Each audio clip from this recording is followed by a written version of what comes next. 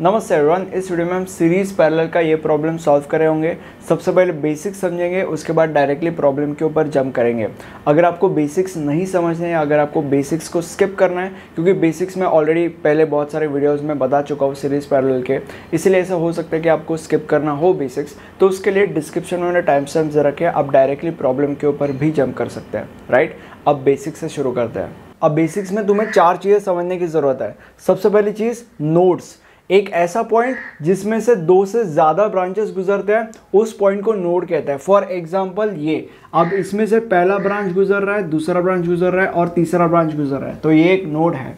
For example ये, इसमें से पहला ब्रांच गुजर रहा है, दूसरा ब्रांच गुजर रहा है और तीसरा ब्रांच गुजर रहा है, तो ये एक नोड है। फॉर एग्जांपल ये, इसमें से पहला, दूसरा, तीसरा, चौथा, पांचवा, 5 ब्रांचेस गुजर रहा है, तो ये एक नोड है।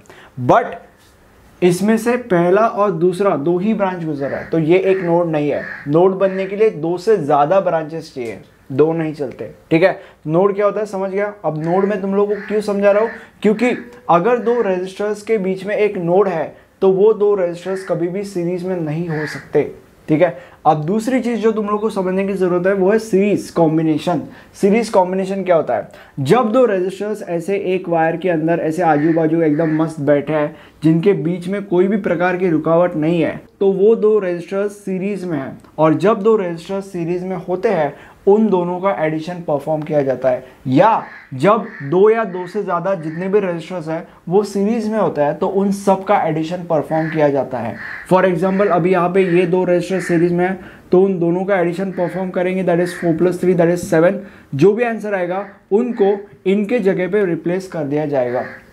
अगर यहाँ पे और एक तीसरा रजिस्टर होता था और 3 रजिस्टर्स अगर सीरीज में होते थे, तो तीनों का एडिशन हम करते थे और जो भी आंसर आता था वो इसकी जगह पे आता था, and that is the answer.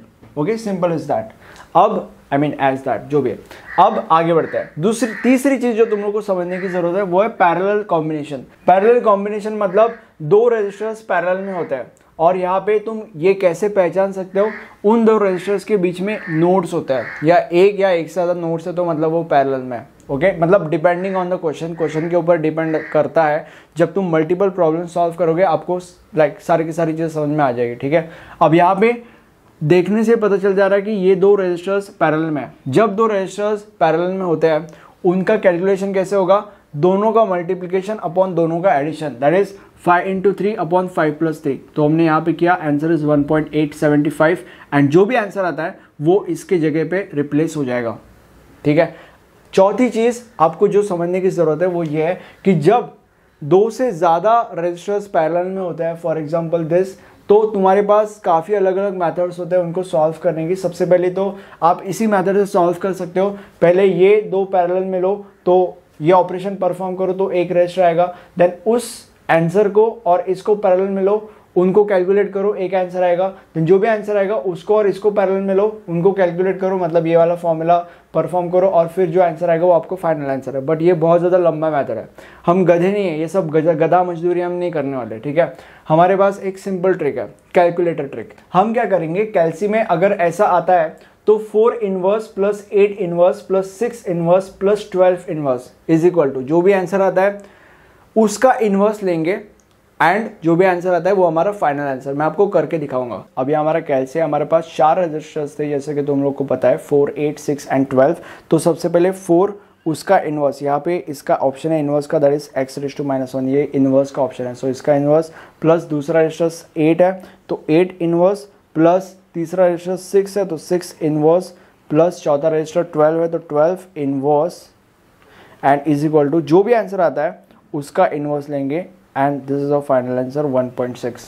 तो 1.6 हमारा आंसर आया था। जो भी आंसर आएगा वो इसके जगह पे यहाँ पे रिप्लेस हो जाएगा, और ये आपका फाइनल आंसर है। और एंड वन मोर थिंग, ये हमने 4, 8, 6 और 12 के साथ किया, बट अगर इसके जगह पे अगर और 4-5 रजिस्टर और अगर होते थे सारे के सारे पैरेलल में, तो भी आपको वही मेथड परफॉर्म करना है, सबका inverse, then is equal to जो भी आंसर आता है उसका inverse is equal to, and जो आपका आंसर आएगा बाद में वो आपका फाइनल आंसर है, जैसे कि हमने अभी किया। आई होप आपको बेसिक समझ में आ गए होंगे। अब हमारे क्वेश्चन के ऊपर जंप करते हैं। Determine the current delivered by the source जब भी तुम कोई भी सीरीज एंड पैरेलल का प्रॉब्लम सॉल्व करते हो, तुम्हें सबसे पहले ये देखना पड़ता है कि इस प्रॉब्लम में सीरीज में कोई रजिस्टर्स है क्या। अब यहाँ पे इस प्रॉब्लम में सीरीज में कितने और कौन से रजिस्टर्स हैं। ये दो रजिस्टर्स सीरीज में, हमें कैसे पता चला, क्योंकि इन दोनों के बीच में कोई भी नोड प्रेजेंट नहीं है। ये दो रजिस्टर्स सीरीज में, हमें कैसे पता चला, क्योंकि इनके बीच में कोई भी नोड प्रेजेंट नहीं है। फ्रीली घूम रहे हैं, फ्रीली आजू बाजू बैठे हैं, बीच में कोई भी रुकावट नहीं है। ठीक है, अब जब दो या दो से ज़्यादा या जब रजिस्टर सीरीज में होते हैं, हम उनका एडिशन परफॉर्म करते हैं और आंसर निकालते हैं। तो अभी ये दो रजिस्टर सीरीज में है, तो इनका addition that is 1 + 2 that is 3, ये उनका आंसर होगा। और ये दो रजिस्टर सीरीज में दैट इज़ 2 + 2 दैट इज़ 4, ये उनका आंसर होगा। अब जो भी इनका आंसर है वो इनके जगह पे रिप्लेस हो जाएगा। अब यहाँ पे जैसे मैंने बोला वैसे कर दिया, इन दोनों का एडिशन 4 था, तो जो भी आंसर था उसको मैंने यहाँ पे इसकी जगह पे रिप्लेस कर दिया, तो ये आ गया, राइट। और इन दोनों का आंसर 3 था, तो जो भी आंसर था वो यहाँ पे मैंने इनकी जगह पे रिप्लेस कर दिया, तो ये आंसर आया। अब जो भी आउटपुट हमारा आता है, ये by the way step number 1 है, यहाँ पे स्टेप नंबर 1 लिखना। तो जो भी आउटपुट हमारा आता है, यहाँ पे भी सेम मेथड फिर से अप्लाई होगी। सबसे पहले हम देखेंगे कि क्या कहीं कुछ रजिस्टर या नंबर ऑफ रजिस्टर सीरीज में है, यहाँ पे तुम्हें कोई रजिस्टर सीरीज में दिखाई दे रहा है क्या। एंड बाय द वे जो भी हमारा आंसर है, ये जो चेंजेस हुए बाकी सब वैसे का वैसा है। ठीक है, तो यहाँ पे अगर तुम देखो तो कोई भी रजिस्टर सीरीज में नहीं है। ठीक है, हर एक रजिस्टर किसी और रजिस्टर के साथ पैरेलल में है, सीरीज में तुम्हें कुछ भी दिखाई नहीं दे रहा है, और इसीलिए पैरेलल में हम सॉल्व करेंगे, राइट। तो अभी सबसे पहले अगर इजीली अगर देखा जाए तो कौन सा पैरेलल कॉम्बिनेशन हम सॉल्व कर सकते हैं। ये पैरेलल कॉम्बिनेशन हम सॉल्व कर सकते हैं, ये पैरेलल कॉम्बिनेशन भी सॉल्व कर सकते हैं। तो सबसे पहले लेट्स से चलो इसको करते हैं, ठीक है, या दोनों को साथ में कर लेते हैं। अब जब दो रजिस्टर्स पैरेलल में होते हैं, तुम्हें क्या करना पड़ता है, मल्टीप्लिकेशन अपॉन डिवीजन, राइट। सो यहाँ पे क्या होगा, 3 × 3 अपॉन 3 + 3, जो भी आंसर आएगा वो इसकी जगह पे रिप्लेस हो जाएगा। यहाँ पे क्या होगा, 4 × 4 अपॉन 4 + 4, जो भी आंसर आएगा वो यहाँ पे इसकी जगह पे रिप्लेस हो जाएगा। अब जैसे कि मैंने बोला, मैंने कर दिया, ये दो पैरेलल में थे, इसलिए 4 × 4 upon 4 + 4 that is 16 upon 8 and that is 2। तो इनके जगह पे इनका आंसर मैंने रिप्लेस कर दिया, और ये भी दो पैरेलल में थे, तो that is 3 × 3 upon 3 + 3 that is 9 upon 6, और ये इसका आंसर था। जो भी इसका आंसर था मैंने इनकी जगह पे उस आंसर को रिप्लेस कर दिया। और मुझे कैसे पता चला कि ये दो पैरेलल में थे, दिखने से ही पता चल जा रहा है, ठीक है। और अगर आपको एकदम टेक्निकल डेफिनेशन चाहिए तो इनके बीच में ये नोड आ रहा है, तो इससे भी हमें पता चल जा रहा है कि ये पैरेलल है, ठीक है। वैसे इन फ्यूचर काफ़ी मुश्किल सम्स आने वाला है, तो उसमें तो आपको कुछ समझने भी नहीं वाला कि कौन सा सीरीज़ में कौन सा पैरेलल में है, तो तब हिसाब अलग ही है। तो मैं आपको बताऊंगा कि वैसे सम्स कैसे सॉल्व करता है, ठीक है। कोई भी बात का टेंशन नहीं लेना है, आगे बढ़ता है। अब यहाँ पे भी हमें सबसे पहले देखना है कि रजिस्टर सीरीज़ में है क्या। अब यहाँ पे ये दो रजिस्टर सीरीज़ में है, बाकी कोई भी रजिस्टर सीरीज़ में नहीं है। हमें कैसे पता चला कि ये दो रजिस्टर सीरीज़ में है, इनके बीच में कोई भी नोड प्रेजेंट नहीं है, राइट, और इसलिए सीरीज़ में है। जब रजिस्टर सीरीज में होता है उनका एडिशन परफॉर्म किया जाता है, तो this plus this that is 2 + 1.5 that is 3.5, ये उनका आंसर आता है। और जो भी इनका आंसर आता है वो हम इसकी जगह पे रिप्लेस कर देंगे। अब यहाँ पे इन दोनों का एडिशन मैंने कर दिया दैट इज 3.5, और जो भी आंसर आता है वो यहाँ पे मैंने इनकी जगह पे रिप्लेस कर दिया। अब जो हमारा ये आता है, यहाँ पे भी हमें सबसे पहले यही देखना है कि रजिस्टर सीरीज में है क्या। यहाँ पे कोई भी रजिस्टर या कोई भी पेयर ऑफ रजिस्टर सीरीज में नहीं है, और इसलिए हम पैरेलल परफॉर्म करेंगे।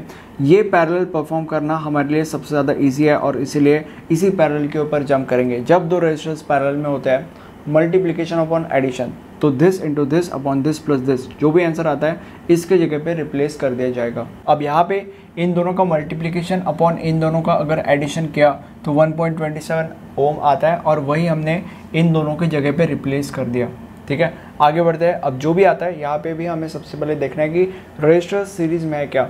यहाँ पे ये दो रजिस्टर सीरीज़ में है, हमें कैसे पता चला, क्योंकि इनके बीच में कोई भी नोड प्रेजेंट नहीं है, और इसीलिए इनका एडिशन परफॉर्म किया जाएगा। तो this plus this that is 2.27, और जो भी आंसर आता है वो इसके साथ हम रिप्लेस कर देंगे। अब जैसे कि 2.27 आंसर आया था, वो आंसर हमने इसके जगह पे रिप्लेस कर दिया। अब जो भी आता है हमारे पास, सबसे पहले हम यही देखेंगे कि रजिस्टर सीरीज में है क्या। रजिस्टर सीरीज में नहीं है, और इसलिए पैरेलल परफॉर्म करा जाएगा। यही दो रजिस्टर्स पैरेलल में बचे हैं, और इसलिए इनका पैरेलल परफॉर्म करा जाएगा। जब दो रजिस्टर्स पैरेलल में होते हैं तो मल्टीप्लिकेशन अपॉन एडिशन परफॉर्म होता है, और इसलिए 2.27 × 2 अपॉन 2.27 + 2, ठीक है। आंसर आता है 1.06, और इसीलिए 1.06 इनकी जगह पे रिप्लेस कर दिया जाता है, ठीक है।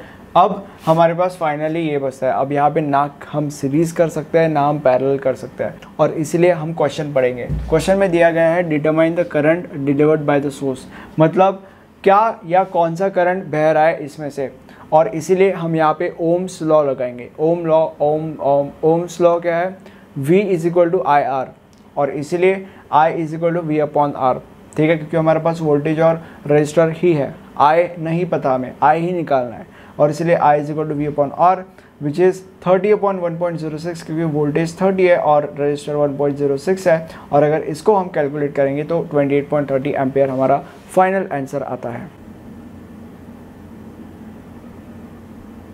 अब ये जो तुम सब्जेक्ट पढ़ रहे हो ये पूरा का पूरा मैंने इस चैनल के ऊपर कवर कर दिया है इस प्लेलिस्ट के अंदर। इस प्लेलिस्ट के सारे वीडियोस अगर तुम देखोगे और मेरे नोट से प्रैक्टिस करोगे तो एग्ज़ाम में पूरे के पूरे मार्क्स आना तय है, ठीक है। तुम्हें एग्ज़ाम में पूरे के पूरे मार्क्स स्कोर करने से कोई भी रोक नहीं सकता, ये मुझसे लिखवा लो तुम। Okay, thank you for watching this video, have a nice day, bye bye.